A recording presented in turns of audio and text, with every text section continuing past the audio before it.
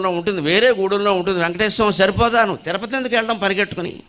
రోజుకు 2 లక్షల మంది వస్తే ఎవరు చేస్తారండి ఏర్పాటు? దేవుడు దిగొచ్చిన టీటీడీ చైర్మన్ ఇప్పుడు ఉన్నవాళ్ళు కాదండి. దేవుణ్ణి మీరు చైర్మన్ చేసినా చేసేదేం లేదమ్మా. దేవుడే చైర్మన్ అయితే వెంటనే ఏం చేస్తారంటే గోవిందా అని అక్కడి నుంచి మాయమైపోతాడు గొడవ లేకుండా.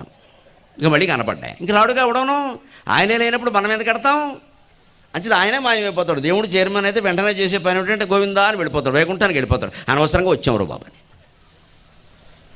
మొత్తం దేవాలయాల్లో అవినీతి జరుగుతుందంటే మనం కారణం, మన పిచ్చి నమ్మకాలు కారణం. దాని నుంచి బయటపడి జీవితంలో స్వచ్ఛంగా ఉన్నావా లేదా, సంపాదన ప్రతి రూపాయి స్వచ్ఛంగా ఉందా లేదా. లక్ష్మీదేవి ఎక్కడ పుట్టిందండి? మన పురాణాలు ఏం చెబుతున్నాయండి?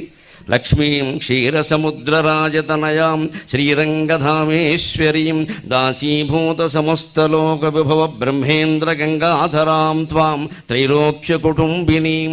క్షీరసముద్ర